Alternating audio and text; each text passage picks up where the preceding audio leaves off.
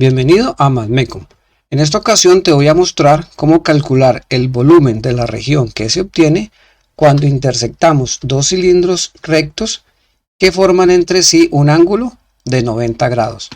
Los puntos de esta región contenidos en los cilindros forman un sólido que se conoce en la literatura como el sólido de Steinmetz o simplemente como el bicilindro. En este video yo te voy a mostrar cómo caracterizar los puntos de esta región, cómo obtener las curvas que se generan cuando estos dos cilindros se intersectan. Las vamos a caracterizar mediante sus ecuaciones cartesianas y vamos a calcular entonces finalmente el volumen de este sólido usando un proceso de integración en una sola variable. Quédate en el canal para que veas los detalles. Lo primero es entonces caracterizar, identificar muy bien la región que está contenida entre los dos cilindros, que es la que estamos apreciando aquí en pantalla. Para eso vamos a navegar dentro de esta región.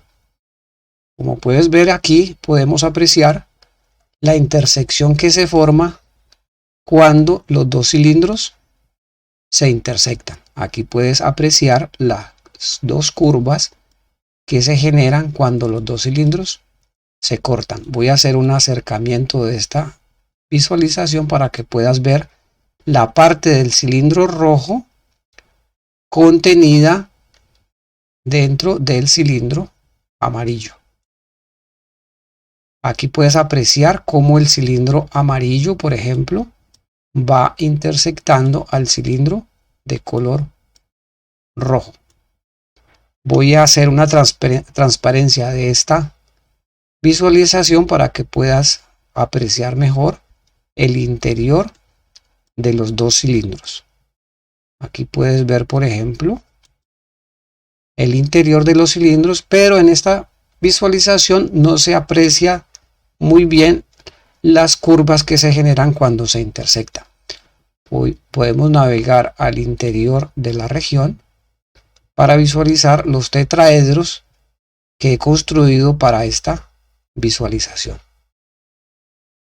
Vamos entonces a retomar una perspectiva mejor que me permita analizar la intersección de los cilindros. Aquí quizás se puede apreciar un poco la parte del cilindro rojo cortando al cilindro amarillo. Vamos entonces a proceder con la visualización de estas dos curvas.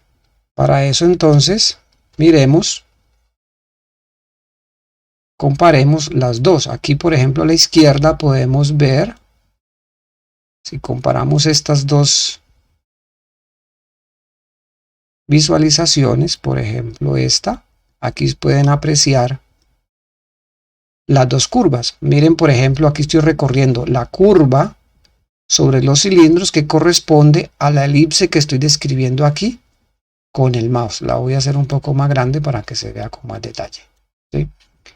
Ahora, la curva que vemos ahora de este lado, que estoy recorriendo con el mouse, corresponde a la intersección que se obtiene descrita aquí con el mouse. Son dos elipses que están ubicadas sobre los cilindros. Y la región comprendida entre los dos cilindros, como ya mencioné en la introducción del video, es este sólido. Observen cómo podemos visualizar sobre el sólido las dos elipses. Aquí estoy recorriendo la elipse sobre el cilindro que corresponde a este perfil en el sólido de Steinmetz. Y la elipse que estoy recorriendo aquí, en este sentido, corresponde a este perfil sobre el sólido de Steinmetz. Para calcular el volumen de este sólido, vamos a hacer la siguiente observación. Si hacemos cortes transversales al sólido, digamos en la dirección vertical de la pantalla, observen que las secciones transversales que se generan son cuadrados. Voy a demostrar en este video que efectivamente lo que obtengo son secciones transversales que están formadas por cuadrados. Por ejemplo, si visualizamos aquí, cada una de estas secciones transversales es un cuadrado. De acuerdo con la aplicación de la integración para calcular volúmenes, si yo conozco el volumen de un elemento de volumen que corresponde a una sección transversal de espesor infinitesimal, puedo calcular el volumen total del sólido sumando los volúmenes de cada una de las secciones transversales. La cara de la sección transversal va a ser un cuadrado y su espesor va a ser una cantidad infinitesimal. Podemos calcular el volumen de ese sólido y hacer la suma haciendo que el espesor de la sección transversal vaya a 0. Vamos a proceder de esa forma entonces, caracterizando los puntos de la región. Introducimos un sistema de coordenadas que me permita escribir las ecuaciones cartesianas que describen todos los puntos que están dentro del sólido de Steinmetz. Observen que las secciones transversales van a ser cuadradas siempre que yo haga cortes en esta dirección. Pero si hago cortes en otro sentido, ya no son, las secciones transversales no van a ser cuadrados. Procedamos entonces con los cálculos. Para eso, entonces, vamos a introducir un sistema de coordenadas que me permita caracterizar los puntos. Para eso, entonces, voy a usar un sistema de coordenadas que podemos visualizar aquí en esta simulación. Como pueden ver, tenemos un sistema de coordenadas x, y, z, donde la dirección positiva del eje x está representada por la flecha azul. La dirección z está representada por la flecha roja y la dirección y por la flecha amarilla. Observen que el cilindro en posición horizontal está ubicado en la dirección del eje y el cilindro en posición vertical lo hemos ubicado paralelo perpendicular al plano en la dirección, pero posicionado en la dirección del eje z. El cilindro vertical es un cilindro generado por una circunferencia que aquí la voy a ubicar en el plano XY. La ecuación cartesiana de esta circunferencia es x cuadrado más y cuadrado igual a 1. Me voy a limitar inicialmente a cilindros cuyo radio vale 1. Y z, para mi ejemplo, está variando entre menos 1.5 y 1.5. La intersección va a ocurrir para aquellos puntos en el espacio cuando z varía entre menos 1 y 1. Observen que el cilindro en posición horizontal, el amarillo, lo puedo pensar como generado por una circunferencia ubicada en el plano x, z. La ecuación cartesiana de esa circunferencia es x cuadrado más z cuadrado igual a 1. Y voy a hacer entonces ahora que y varíe entre menos 1.5 y 1.5. Nuevamente, los puntos de interés son los puntos para los cuales z está entre menos 1 y 1 y y está entre menos 1 y 1. Vamos a ubicar en este sistema de coordenadas las circunferencias que me están generando los cilindros rectos. Aquí están, por ejemplo. Aquí tenemos la circunferencia para el cilindro amarillo. Esta es la que está en el plano XZ, que tiene ecuación x cuadrado más z cuadrado igual a 1. Aquí tenemos la circunferencia para el cilindro rojo, que tiene ecuación cartesiana x cuadrado más y cuadrado igual a 1. Y los cilindros entonces se generan haciendo variar z y haciendo variar y. Aquí tengo que hacer una observación, y es que en mi visualización los cilindros tienen tapa. Eso es solamente para poder hacer esta discretización como si fuera un sólido y poder visualizar el interior de los cilindros. Pero los cilindros son las superficies sin tapa. Es más, los cilindros no tienen espesor. Los puntos realmente sobre las tapas no hacen parte del cilindro. Aquí simplemente para facilitar la visualización yo he graficado las tapas de los cilindros. Bien, entonces ahora lo que voy a hacer es caracterizar estas secciones transversales. Ahora fíjense que con esta orientación yo ya puedo pensar mis secciones transversales como cortes que he hecho perpendiculares al eje X. Y aquí pues se puede apreciar que estas secciones van a ser cuadrados. Sin embargo, yo voy a demostrar que son cuadrados. Procedamos entonces a identificar la sección transversal. Está formada por estos 4 rectángulos.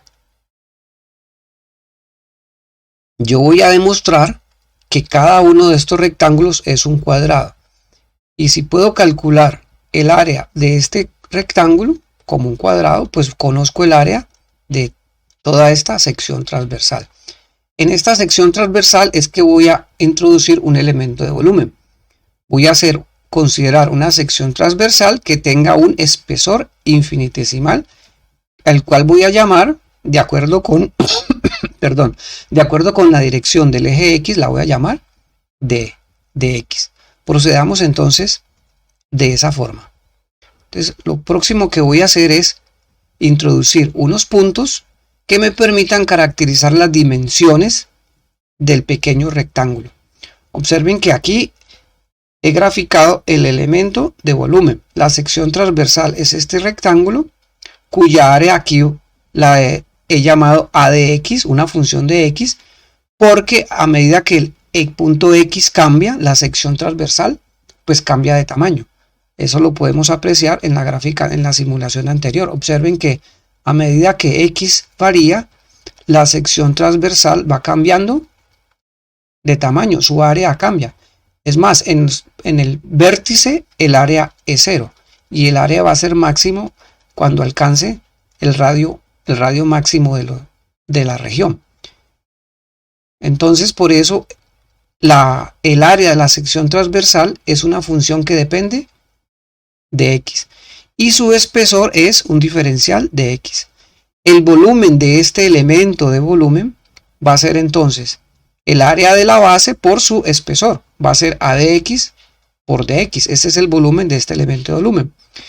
Y la definición de la integral me dice que la suma de Riemann, cuando paso al infinito, cuando tomo una partición cada vez más fina, o hago que este dx se vaya a 0, produzco el volumen del sólido. Va a ser la integral de a b para la variación de x del volumen del elemento de volumen. Lo que tengo que hacer es determinar cuál es la variación de x, pero de acuerdo con la simulación anterior es claro que el valor máximo de x se alcanza aquí donde las dos circunferencias se cortan, que corresponde al radio máximo, x igual a 1. Y el valor más pequeño sería el vértice en la parte posterior, que toma el valor menos 1. Por eso la integral que me interesa calcular es una integral que va desde menos 1 a 1 de la función área de x por dx. Lo que tengo ahora que hacer es calcular la longitud de cada uno de estas aristas que están aquí. Voy a calcular la distancia que hay entre el punto X y P y la distancia que hay entre el punto X y Q y mostrar que esas dos distancias son iguales.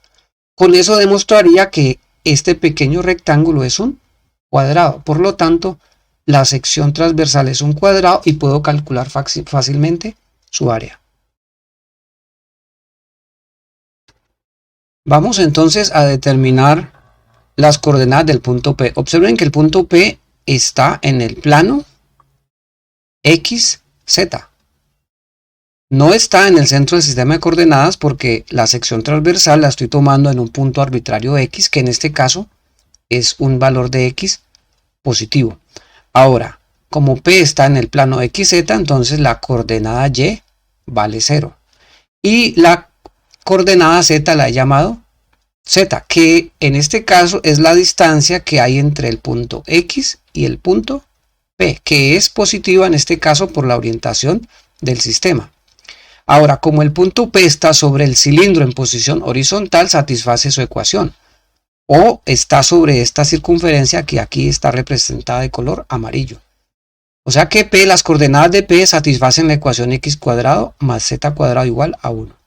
Ahora encontremos las coordenadas del punto Q. Observen que el punto Q está en el plano XY y está sobre la circunferencia que genera o describe el cilindro en posición vertical. Satisface su ecuación, z es 0, la distancia entre x y q la he llamado y, que satisface la ecuación x cuadrado más y cuadrado igual a z. Ahora, como comparten la misma abscisa, entonces yo puedo despejar de la primera ecuación x cuadrado, es 1 menos z cuadrado. Y de la segunda ecuación puedo despejar x cuadrado, es 1 menos y cuadrado. Esas dos cantidades deben ser iguales. Entonces 1 menos z cuadrado es igual a 1 menos y cuadrado. Efectivamente, de aquí yo tengo que z cuadrado es igual a y cuadrado. Ahora, como estoy trabajando con el punto P por encima del plano, entonces z es positivo, y como Q está en la dirección del eje Y positivo, también va a ser positivo. Es decir, tomando raíz cuadrada de aquí, yo sé que z es igual a y. Es decir, la distancia que hay entre x y P es la misma que hay entre x y Q. Por lo tanto, esa distancia, si la llamo L, que sería la longitud de este rectángulo, coincide con el valor de y coincide con el valor de z. Por lo tanto, tanto y como z toman el mismo valor. Es decir, este pequeño rectángulo es un cuadrado y yo sé que L cuadrado coincide con z con y cuadrado, puesto que L es igual a y cuadrado de la primera ecuación sé que es 1 menos x cuadrado. De esa forma tengo el área de este rectángulo, que es el área de un cuadrado, y el área toma el valor de 1 menos x cuadrado para cada x entre menos 1 y 1. Es decir, el área de la sección transversal en función de x toma el valor o es la función 1 menos x cuadrado. Observen que cuando x vale 1, su área es 0, que corresponde justo a la sección transversal que se obtendría cuando hacemos un corte perpendicular al eje x cuando x vale 1. El área es 0, no hay sección transversal. Y también cuando x vale menos 1, que sería el vértice en la parte posterior del sólido Steinmetz. Ya conozco entonces a de x en términos de x, puedo calcular el volumen del sólido Steinmetz. Lo que resta entonces es calcular 4 veces el área de este rectángulo, que es 4 veces L de x al cuadrado. Como L de x es 1 menos x, como L de x al cuadrado es 1 menos x cuadrado, reemplazamos en la integral y obtenemos entonces que el volumen del sólido de Steinmetz, o el volumen del bicilindro, es 4 veces esta integral, pues sacando el 4 de la integral. Lo que resta es calcular esta integral, que se obtiene muy fácilmente usando una antiderivada de 1 menos x cuadrado, que es 4 menos x al cubo sobre 3. Un cálculo directo al reemplazar en 1 y menos 1 me muestra que el volumen es exactamente 16 tercios, que es el valor conocido en la literatura. Son 16 tercios unidades cúbicas. Este sería el volumen de este sólido Steinmetz cuando intersectamos dos cilindros rectos formando un ángulo de 90 grados cuyos radios valen 1. Si los cilindros tuvieran radio R, la situación sería esta. Es el mismo esquema, solo que ahora las ecuaciones cartesianas no toman el valor 1 aquí a la derecha al cuadrado, sino radio al cuadrado. Para el cilindro en posición vertical sería x cuadrado más y cuadrado igual a r cuadrado. Y para el cilindro en posición horizontal, x cuadrado más z cuadrado igual a r cuadrado. Claro, z ahora variando entre menos r y r, y y entre menos r y r. El área de ese pequeño cuadrado entonces ahora no va a ser 1 menos x cuadrado, sino que va a ser r cuadrado menos x cuadrado, porque despejamos x cuadrado de esta ecuación. Calculamos una antiderivada para esta función, es r cuadrado por x menos x cuadrado al cubo. Evaluamos entre r y menos r, y un cálculo directo me muestra que da este valor, que es el valor ya conocido en la literatura. Bueno, espero que este video haya sido suficientemente claro para encontrar el volumen de este tipo de sólidos. Si les gustó el video, recuerden darle like, y si no se han suscrito, por favor hacerlo para que les llegue la notificación de mis próximas soluciones. Próximamente estaré publicando el volumen de un sólido cuando se intersectan 3 cilindros. Bueno, hasta un próximo video. Chao a todos.